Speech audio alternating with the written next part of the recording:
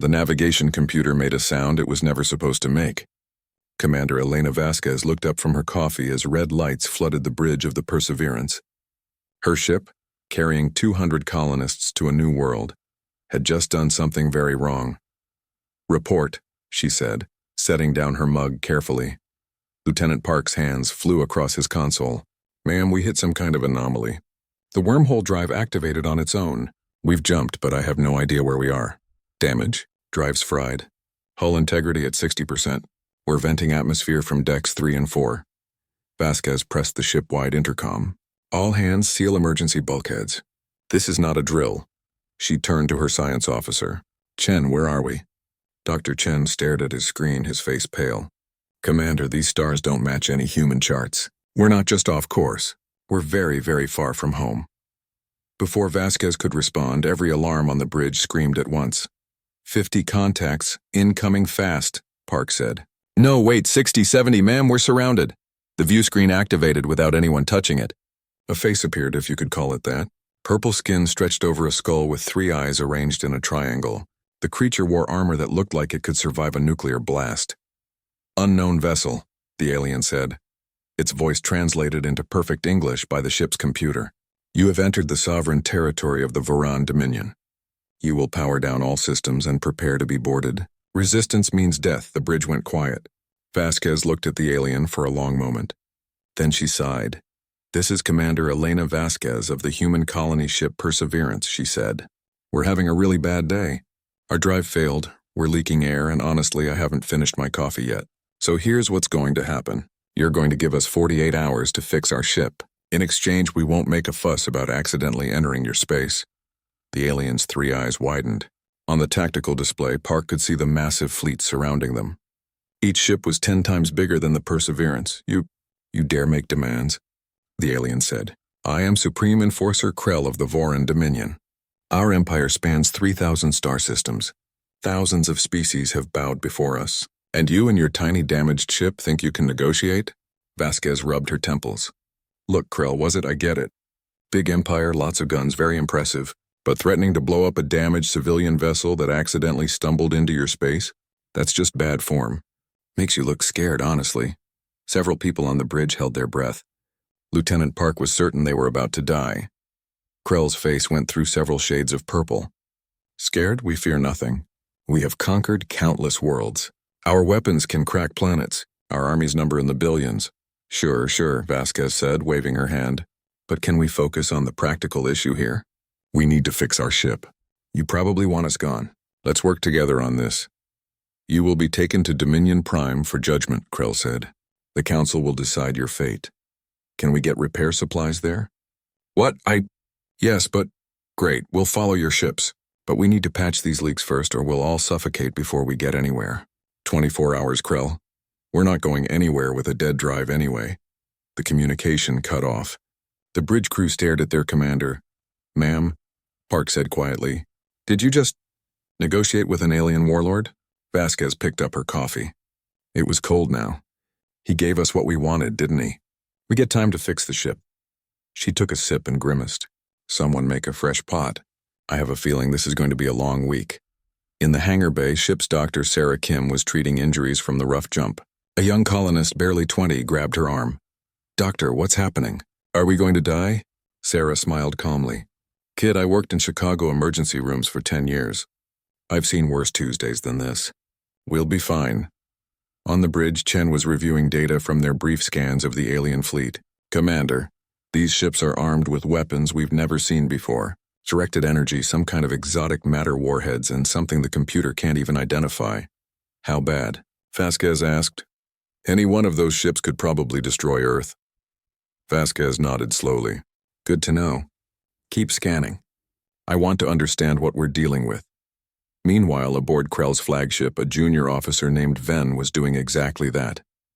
He had accessed the Perseverance's public databases, curious about these strange new aliens. What he found made his blood freeze. He read about something called World War II. 80 million dead. Entire cities destroyed by single bombs. He read about weapons that could poison whole continents. About diseases that killed billions. About a planet that nearly destroyed itself dozens of times. and these humans talked about it like it was just history, like it was normal. "Sir," Ven said, approaching Krell. "I need to report something urgent about the humans." Krell waved him away. "Not now. I'm planning the interrogation." "But sir, their history—" "I don't care about their history. They're one ship. We're an empire. They'll submit like all the others." Van retreated, uncertain. He looked at his datapad again at the list of human conflicts. They had words for different types of genocide. They had survived ice ages, asteroid impacts, plagues that killed half their population, and they were still here. Back on the Perseverance, repairs were going faster than expected. Engineer Martinez had her team working in shifts, welding hull plates and rerouting power systems. "How's it look?" Vasquez asked, visiting the engine room. "We can fly, but we won't be jumping anywhere for weeks," Martinez said. "That wormhole drive is cooked. We'll need parts we don't have. Do what you can. We're going with them to their capital world anyway." "Commander, are you sure about this? These aliens could kill us all." Vasquez looked at the damaged drive core. "Maria, my grandmother survived the siege of Leningrad. She told me stories that would make your hair white. My grandfather was at Fallujah. My mother lived through the climate wars. We come from a long line of people who survived things they shouldn't have." She turned to Martinez. "These aliens think they're scary. Maybe they are. But I've read enough history to know that humans have faced worse from other humans. If we survived ourselves, we can survive this." Martinez grinned. "Yes, ma'am." 24 hours later, the Perseverance's engines roared to life. The damaged colony ship, surrounded by 70 Dominion warships, began the journey to Dominion Prime. On the bridge, Vasquez watched the alien fleet maintain perfect formation around them. It was intimidating, she had to admit. But she'd seen pictures of D-Day, of the fleets that fought at Midway. She'd studied the massive armies that clashed in wars her species barely survived. This was impressive, but humans had seen worse. "Plot a course," she told Park. "Let's see what their empire looks like." As the ships jumped to hyperspace, Ven finally managed to deliver his report to the Council. His message was simple but urgent. The humans are not like other species. Recommend extreme caution. But by then, Krell had already decided to teach the humans a lesson about Dominion power. He had no idea that humans had taught each other far harsher lessons for thousands of years. The journey to Dominion Prime would take 3 days. Neither species knew that those 3 days would change the galaxy forever. The Dominion thought they were bringing in primitives to be impressed by their might. They had no idea they'd just met a species that considered galactic conquest amateur work compared to what humans had done to each other.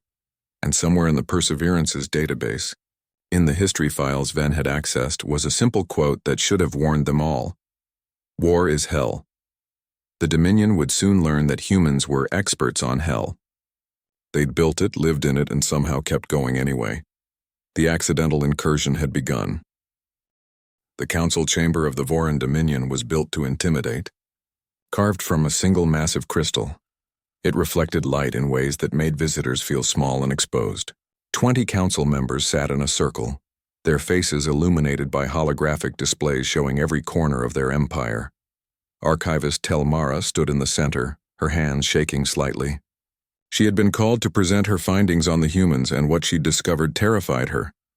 "Begin your report," the head counselor said. Telmara activated her presentation. Images of Earth appeared in the air above them. A blue and green world, beautiful from space. "The human homeworld is called Earth," she said. "It appears to be a standard Class M planet. Water, oxygen, atmosphere, moderate temperatures. However, appearances are deceiving." She changed the image. Now it showed Earth's history, a timeline stretching back thousands of years. Humans evolved on what they call a death world. The planet regularly attempts to kill them through ice ages, volcanic eruptions, earthquakes, and extreme weather. But that's not the concerning part. The council members leaned forward. "The concerning part is what humans do to each other."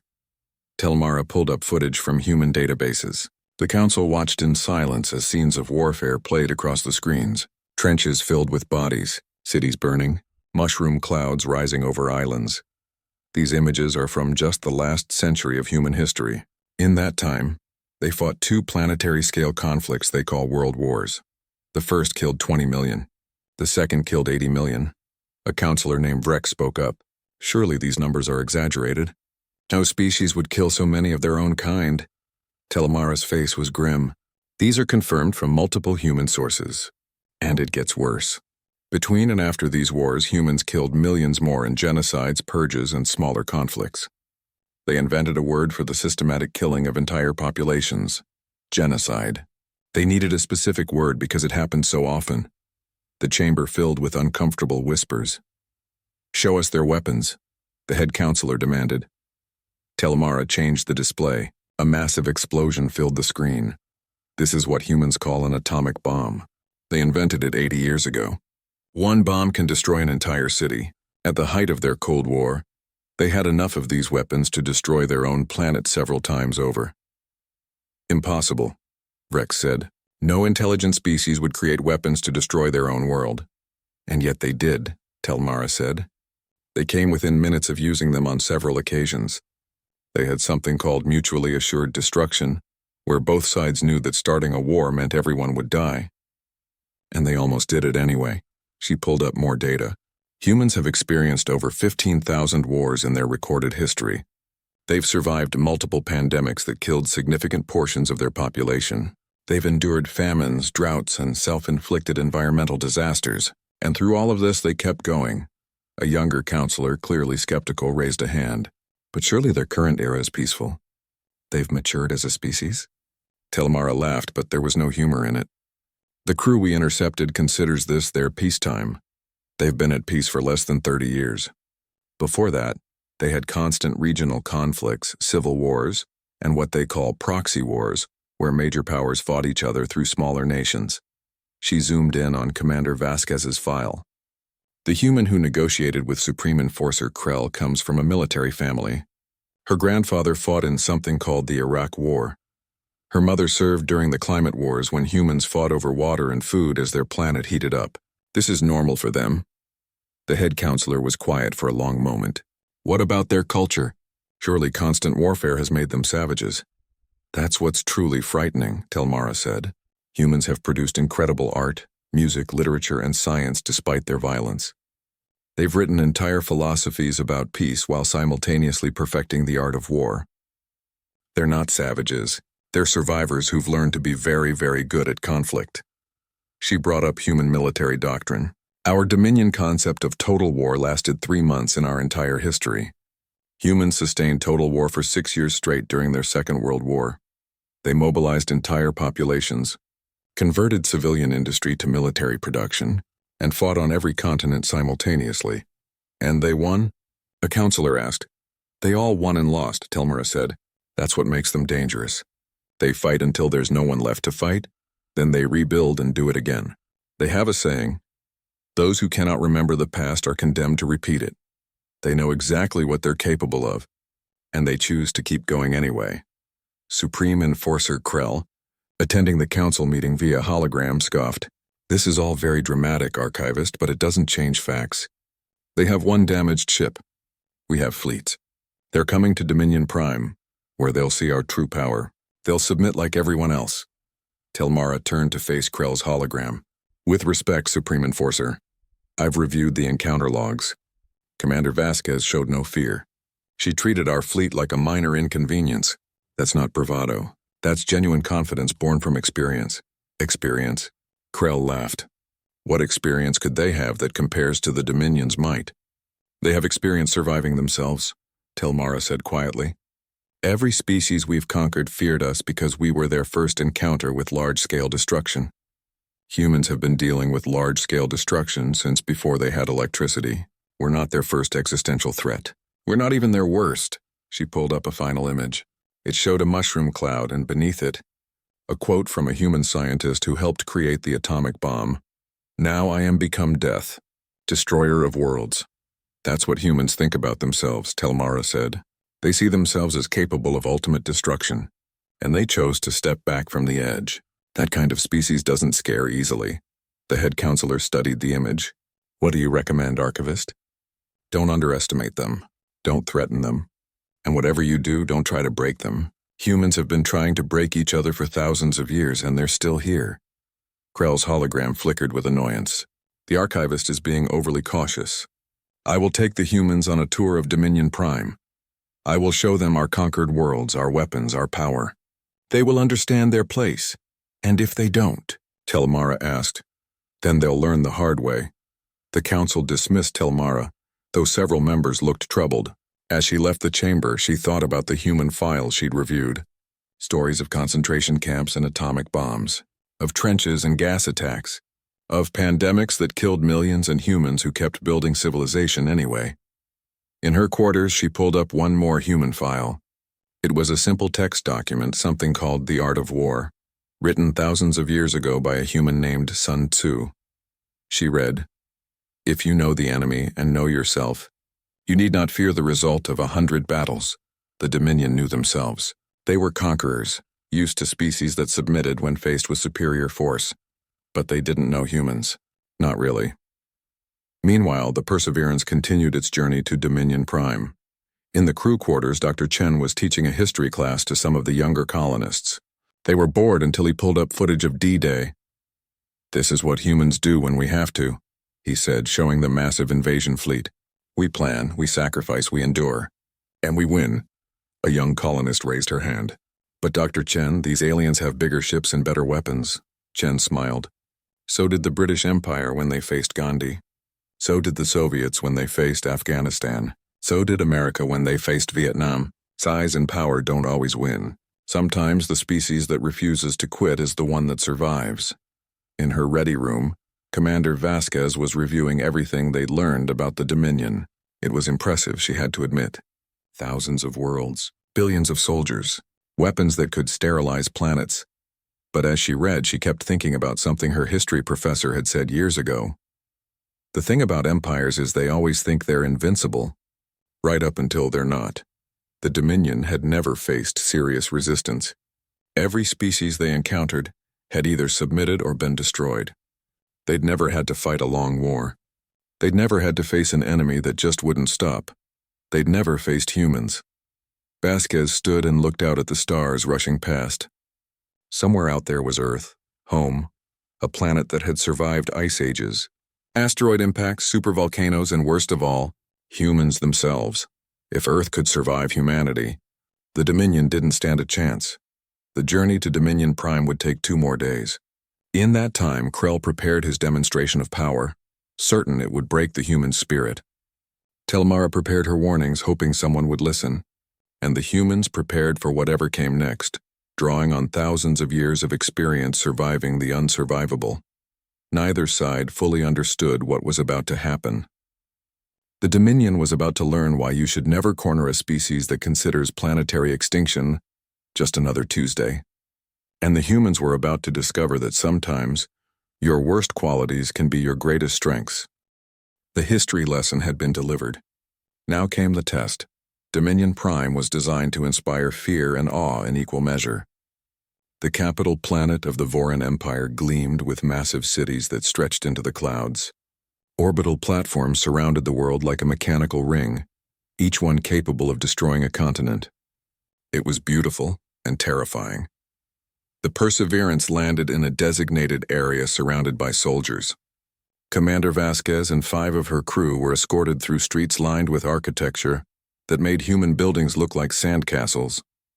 Everything was massive, sharp, and built to remind visitors how small they were.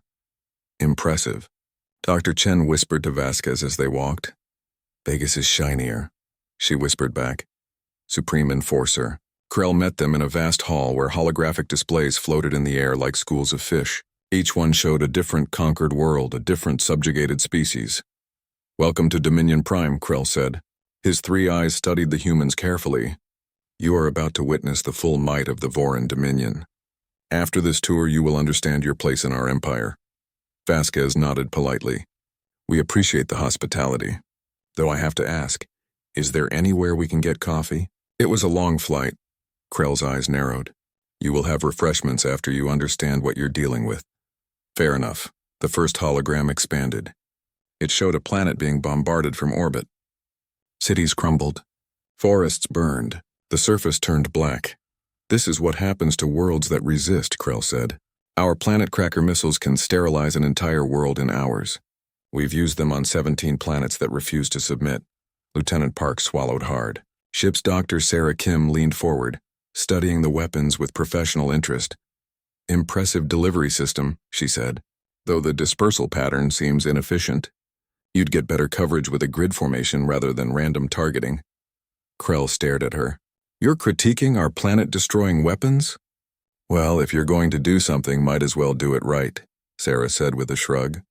We had this same problem with early orbital bombardment patterns during the Mars Rebellion. You've bombed your own planets. Just Mars. And it was more of a police action than a full bombardment. Mostly targeted strikes on rebel bases. Krell seemed to need a moment. He moved to the next display. It showed aliens in restraints wearing collars that glowed with purple light. These are subjugation devices, he said. They ensure compliance through neural pain stimulation. Disobedience brings agony beyond imagination. We've perfected the art of breaking rebellious spirits. Mind if I try one? Sarah asked. The entire room went silent. Excuse me?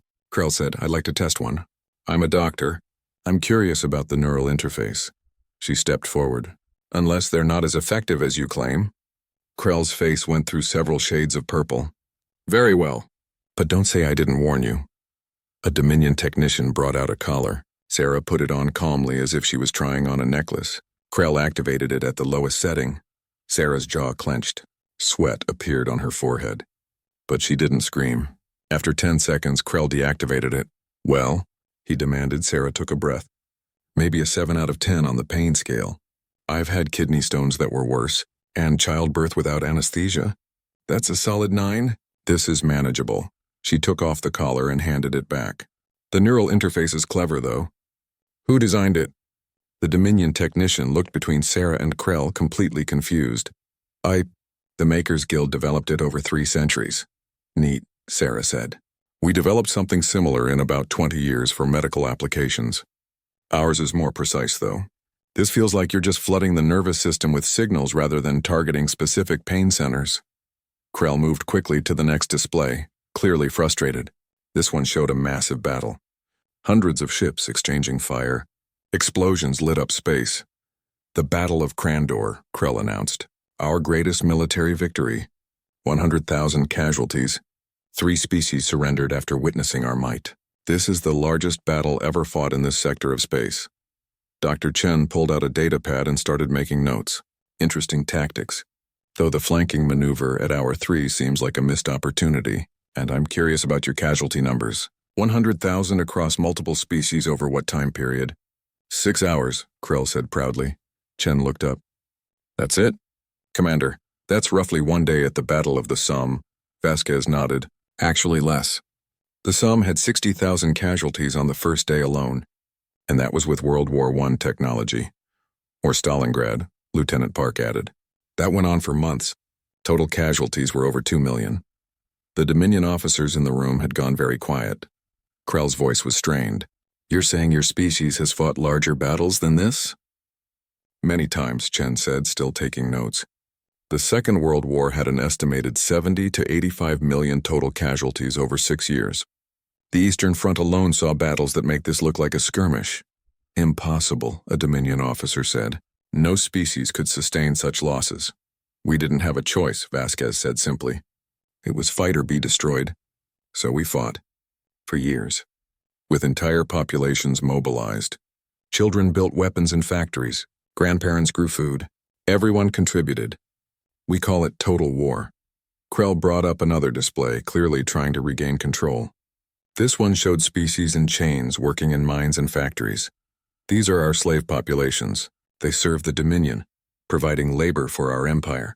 They've been pacified. Vasquez's expression hardened. Slavery. Yeah, we've got experience with that too. We fought a civil war over it. 600,000 dead. Then we spent the next century and a half dealing with the aftermath. You fought each other over the right to enslave your own species? Krell asked. No, Vasquez said coldly. We fought each other to end slavery. And we won. Took a while and we made a lot of mistakes, but we eventually got it right. Turns out people work better when they're free. She pointed at the display. How productive are your slaves really? Because I bet if you paid them, gave them rights and treated them like people, you'd get more output. Happy workers are efficient workers. The Dominion doesn't negotiate with lesser species. That's your problem right there. Vasquez said. You think you're superior, so you miss opportunities. We learned that lesson the hard way. Multiple times, actually. Colonialism, imperialism, fascism. We tried all the bad ideas. They all failed eventually. Krell was visibly angry now. You speak as if you've faced greater threats than the Dominion, but you haven't seen what we're truly capable of. He activated a new display. It showed weapons that made the earlier ones look tame. Biological warfare, nanoplague bombs, reality distortion devices. These are our ultimate weapons, Krell said. We've never had to use them because every species submits before we reach this point. But we will use them if necessary. Biological weapons, Chen said, reading the specs. Yeah, we invented those too. Used them in World War I. Mustard gas, chlorine gas. Then we made worse stuff during the Cold War. Anthrax, smallpox, nerve agents. We signed treaties to ban them because they were too effective. We scared ourselves into stopping. The Dominion fears nothing, Krell said. Then you're fools, Vasquez said, and her voice was sharp enough to cut. We learned to fear ourselves. That's why we're still alive. We looked at our weapons, at what we could do, and we chose to step back. That's not weakness. That's wisdom. She walked closer to Krell. You want to know what makes humans dangerous? It's not that we can build world-ending weapons. It's that we built them, looked at them, and decided not to use them. We've been to the brink of extinction dozens of times, and every time we chose to survive instead, the hall was silent. Telmara, watching from an observation room, felt a chill run through her. She'd tried to warn them. You think you can break us with fear? Vasquez continued. We've been breaking each other for thousands of years. We've survived ice ages, plagues, famines, wars that killed entire generations. We've faced extinction from asteroids, supervolcanoes, and our own stupidity, and we're still here. She looked at each display, at all the weapons and conquered worlds. This is impressive, really, but you've never had to fight someone who refused to quit. You've never faced an enemy that lost 90% of their forces and kept fighting. You've never seen what humans do when we have no choice but to win. Krell's three eyes blazed. You dare threaten the Dominion? I'm not threatening anyone, Vasquez said. I'm just telling you the truth. You wanted us to be impressed. We are, but we've seen worse. We've done worse. To ourselves, and we survived it. She turned to her crew. I think we're done with the tour. Thank you for your hospitality, Supreme Enforcer. Very educational. You're not dismissed, Krell said.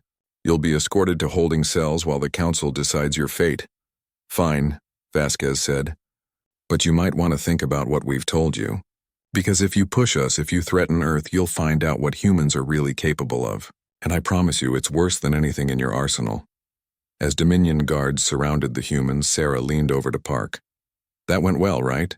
We're about to be imprisoned by a galactic empire. Park whispered back. Yeah, but... The holding cells beneath Dominion Prime weren't designed for comfort. Hard metal benches lined the walls. A single dim light provided barely enough illumination to see.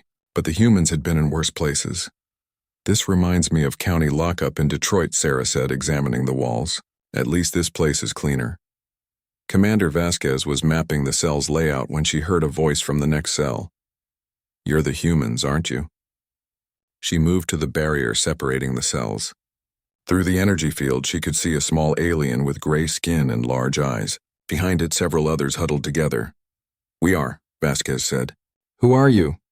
My name is Kessa. We're from a world called Pleione. The Dominion conquered us 15 years ago. We've been slaves since then. The alien's voice was filled with exhaustion. We heard what you said to Supreme Enforcer Krell, that you faced worse than the Dominion. We've had our share of trouble, Vasquez said carefully. Is it true? Another voice asked from a different cell. That your species survived destroying your own world? Almost destroying it, Chen corrected. We pulled back at the last second. Multiple times. Word spread quickly through the prison. Soon aliens from a dozen different cells were asking questions. The humans found themselves surrounded by the Dominion's prisoners, all hungry for stories of resistance and survival. Over the next few days, Vasquez and her crew shared stories. They talked about the fall of empires and the rise of democracies, about civil rights movements and peaceful protests, about guerrilla warfare and the long, grinding conflicts that wore down even the strongest occupiers. The Dominion is too powerful, Kessa said after hearing about Earth's colonial history. They have too many ships, too many soldiers. Resistance is impossible. That's what the British Empire thought, Vasquez said. They controlled a quarter of the world. The sun never set on their territory. And then one man named Gandhi started a peaceful resistance movement. No weapons, no armies, just people refusing to cooperate. And eventually the empire fell apart. But the Dominion isn't afraid to kill resistors, another prisoner said. Neither were the British, Vasquez replied. Neither were the Soviets, the Nazis, the Imperial Japanese, or any of the other empires humans have faced. They all used violence to maintain control, and they all eventually failed because you can't hold territory with fear forever. Eventually the cost becomes too high. Sarah was teaching first aid to some of the prisoners. The trick is to survive long enough to see your oppressors make mistakes. And they always make mistakes. How do you know? Kessa asked. Because humans made all those mistakes first, Sarah said. We tried being the oppressors. We tried building empires through force, and every single time it collapsed, usually violently. We've got thousands of years of data on what doesn't work. While the humans were spreading ideas among the prisoners, events outside the prison were moving quickly. A Dominion colony world called Zephyr 7, rich in rare minerals, had erupted in open rebellion. Workers had seized the mines. Protests had spread to the cities. The local garrison couldn't contain it. In the council chamber, reports flooded in. They're using tactics we've never seen, a military commander reported. Small groups attacking supply lines, sabotaging equipment, then disappearing into the population. We can't find them. Guerrilla warfare, Telemara said quietly. She'd been studying human history obsessively since the humans arrived. The humans have extensive experience with this. The humans are in prison, Krell snapped. How could they be involved? I didn't say they were, Telemara said. But ideas spread. Our own slaves have access to the human databases we captured from their ship. They're learning. As if to confirm her words, another report came in. The rebels on Zephyr 7 had issued a list of demands. At the top was a quote, "Give me liberty or give me death." A human named Patrick Henry had said that on Earth, over 400 years ago. The council fell into heated debate. Half wanted to crush the rebellion with overwhelming force. The other half worried about making the situation worse. Finally, head counselor Vexen spoke. "Bring the humans to the council chamber." An hour later, Vasquez stood before the council. Krell glared at her with all three eyes. "You've corrupted our slaves," he said. "They're using your tactics, your philosophies. This is your doing. We've been in a cell," Vasquez said. "How could we have done anything? Your presence is enough. Your defiance spreads like a virus." "Maybe," Vasquez said. "Or maybe your empire was already cracking and we just pointed it out." "Enough," Vexen said. "We didn't bring you here to argue. We have a proposal. Help us end the rebellion on Zephyr 7 and we'll let you return to your ship." Vasquez raised an eyebrow. "You want us to help you crush a slave rebellion?" "No," Telemara said, stepping forward. "We want you to negotiate with them. Make them understand that resistance is futile. Convince them to return to their duties." "Why would we do that?" Chen asked. "Because if you don't," Krell said, "we'll be forced to use extreme measures. The planet will be sterilized. Every rebel, every civilian, everyone will die. Is that what you want?" Vasquez studied the council. They looked desperate, worried. An empire that had never faced real resistance was suddenly facing it for the first time. "I have a counteroffer," she said. "Let me talk to the rebels. But I'm not going to convince them to surrender. I'm going to mediate. Help you and them find a solution that doesn't end in genocide." "There is no solution except their obedience," Krell said. "Then you'll have to kill them all," Vasquez said bluntly. "And then the next planet that rebels. And the next. Eventually you'll spend all your resources putting out fires, and your empire will collapse anyway. That's how these things work." "You speak as if you've seen empires fall," Vexen said. "I've studied dozens of them," Vasquez said. "Human history is littered with failed empires. The pattern is always the same. Overextension, inability to adapt, rising costs of occupation, and eventually collapse. The Dominion is following the same path. Impossible. We're stronger than any human empire." "Maybe," Vasquez said. "But you've never had to fight a long war. You've never had to hold territory against a population that refuses to give up. We have, and I can tell you it's expensive, frustrating, and ultimately futile." She leaned forward. "Let me help. Not because I care about your empire, but because I don't want to watch millions die when there's a better solution." The council argued for over an hour. Finally, they agreed. Vasquez and her crew would go to Zephyr 7. They would have 1 week to end the rebellion peacefully, and if you fail, Krell asked. Then you can blame us and do whatever you want, Vasquez said. But give me a chance to try. 3 days later, the Perseverance landed on Zephyr 7. The planet was beautiful, with purple forests and blue oceans. But the cities showed signs of fighting. Burned buildings, barricades in the streets, Dominion soldiers behind defensive positions. The rebel leaders met Vasquez in the abandoned warehouse. They were a mix of species, all slaves who had finally had enough. Their leader was a tall alien named Drex, covered in scales that shifted colors with his mood. Why should we trust you? Drex demanded. You're working with the Dominion. I'm not working with anyone, Vasquez said. I'm trying to prevent a massacre. The Dominion has planet-killing weapons aimed at this world. If we can't find a solution, they'll use them. Then let them, Drex said. We'd rather die free than live as slaves. I understand that feeling, Vasquez said. But there's a third option. Fight smarter, not harder. She pulled up a holographic display showing various scenarios. The Dominion's strength is military force. Your strength is numbers and motivation. Direct conflict, they win. But there are other ways to fight. Over the next several days, Vasquez met with both sides. To the rebels, she taught the principles of civil disobedience, organized labor strikes, and economic pressure. To the Dominion, she explained the math of occupation, how much it cost to hold territory by force versus how much it cost to negotiate. You're spending 3 times your mining revenue just on security, she told the Dominion commander. If you gave the workers fair wages, basic rights, and a share of the profits, you'd actually make more money. We don't negotiate with slaves? Then you don't understand economics, Vasquez said. Slaves do the minimum work necessary to avoid punishment. Paid workers who see personal benefit will maximize productivity. It's basic human nature. Well, basic sentient nature. She showed them numbers. Statistics from Earth's history. What happened to economies that relied on slave labor versus free labor? The data was undeniable. To the rebels, she was equally blunt. You can't win a military victory. The Dominion has too many resources. But you can win an economic victory. Make slavery too expensive to maintain. Make fair treatment cheaper than occupation. Force them to change through practical pressure, not moral arguments. Kessa, who had been released from prison to help with negotiations, watched Vasquez work with admiration. How do you know all this will work? Because humans tried everything else first, Vasquez said. We fought bloody revolutions. We had peaceful protests. We tried terrorism and we tried nonviolence. Over thousands of years, we figured out what works and what doesn't. Now I'm sharing that knowledge. The week deadline approached. Vasquez brought both sides to the table. The negotiations were tense. The Dominion wanted complete control. The rebels wanted freedom. Neither would budge. Finally, Vasquez, the warning came from an unexpected source. Telemara's console lit up with an urgent message from a junior officer she'd befriended during her research. 3 words. Coup, leave, now. She ran to the council chamber where head counselor Vexen was reviewing reports from Zephyr 7. Counselor, we have a situation. The Purity faction is planning something. The Purity faction always complains, Vexen said tiredly. They don't like change. They'll adapt. I don't think they will, Telemara said.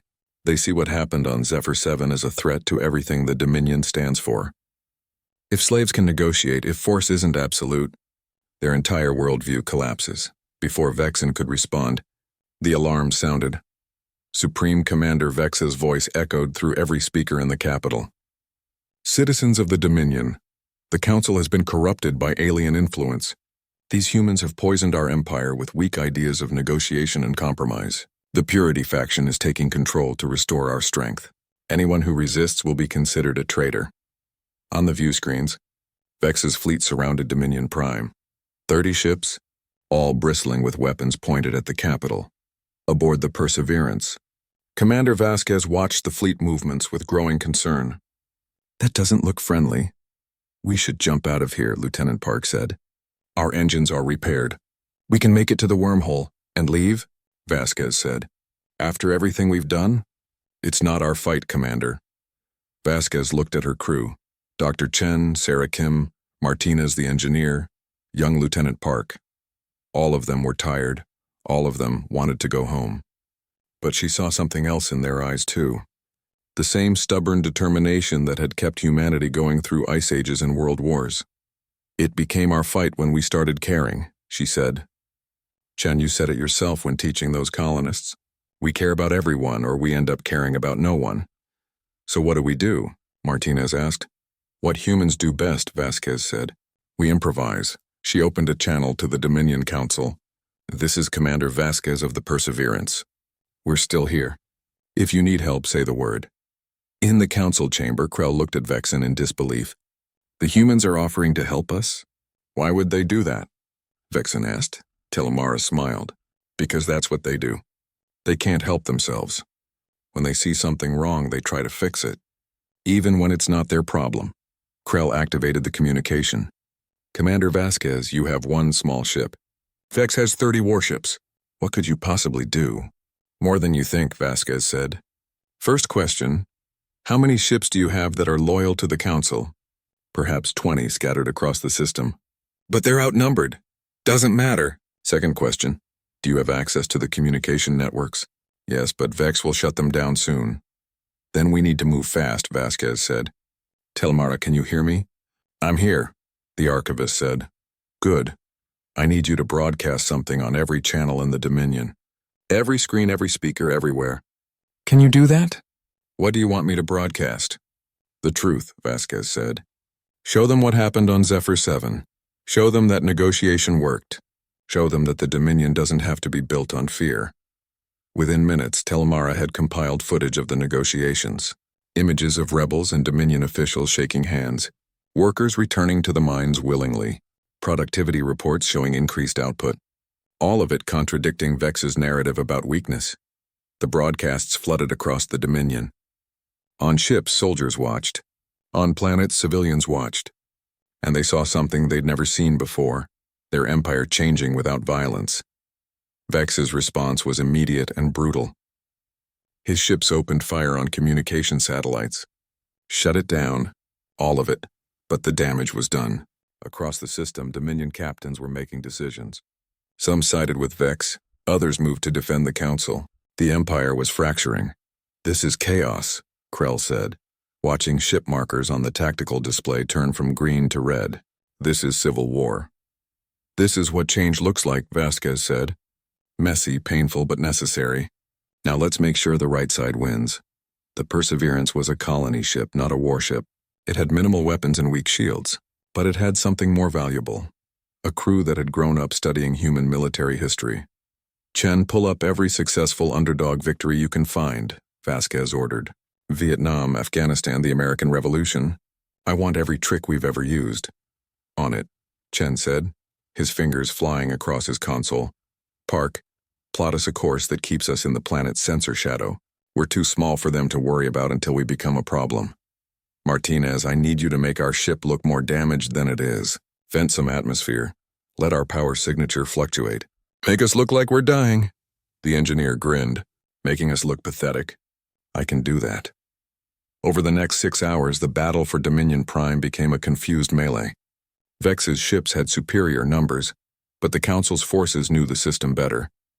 Vasquez fed tactical advice to Council ships, suggesting hit-and-run attacks, targeting supply lines, and using the planet's orbital structures as cover. "They're fighting like humans," Krell observed, watching a Council ship make a seemingly suicidal attack run that disabled a larger enemy vessel before escaping. "That's the idea," Vasquez said. "You've never lost a war, so you fight like you can't lose. But we've lost plenty. We know how to win from a losing position." The Perseverance itself became a ghost. It would appear, launch a few missiles at critical systems on Vex's ships, then disappear back into the clutter of orbital traffic. Each attack wasn't devastating, but they were perfectly timed to cause maximum confusion. "They're ignoring us," Sarah said from her station. "They think we're not a threat." "Good," Vasquez said. "Keep it that way." But Vex wasn't stupid. After the fourth surprise attack, he realized what was happening. The humans were coordinating the defense. He sent a squadron of ships specifically to hunt down the Perseverance. "We've got 5 ships breaking off from the main group," Park said. "They're coming after us." "Time to use the oldest trick in the book," Vasquez said. "Make them chase us somewhere they don't want to go." She piloted the Perseverance toward the planet's largest orbital platform. a massive weapons facility that both sides were avoiding, because destroying it would devastate the capital below. The enemy ships followed, firing as they came. "They're gaining," Park said. "That's fine," Vasquez said. "Chen, how are those docking clamps looking?" Chen looked up from his console. "Wait, you're not planning to—" "I absolutely am," Vasquez said, grinning. She flew the Perseverance straight into the orbital platform's docking bay, scraping the hull against the entrance. Behind them, the pursuing ships followed, too committed to their attack to break off. At the last second, Vasquez deactivated the ship's engines. The Perseverance tumbled into the docking bay, barely fitting through the opening. The enemy ships, larger and less maneuverable, couldn't stop in time. Two ships collided, trying to avoid each other. A third clipped the platform structure. The remaining two were forced to abort their attack, pulling away from the platform to avoid hitting it. "Did we just win a space battle by parking?" Sarah asked. "Technically, we won by making them too scared to shoot at us while we were near the platform," Vasquez said, checking for damage. "Martinez, status? We're alive. Everything else is negotiable." But the battle around Dominion Prime was reaching a critical point. Vex's forces were pushing toward the council chamber. If they captured or killed the council, the coup would succeed. "We need to even the odds," Vasquez said. "Tilmara, can you reach the slave populations on the surface?" "Yes, but why?"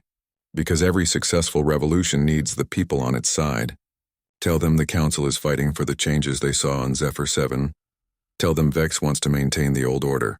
Let them choose." Across Dominion Prime, slaves received Tilmara's message. They'd seen the broadcasts about Zephyr 7. They'd heard whispers about humans who survived by refusing to give up, and now they were being asked to choose. The response was overwhelming. Slaves throughout the capital began peaceful protests. They didn't fight, they simply stopped working. Power plants ran low on operators. Spaceports couldn't process ships.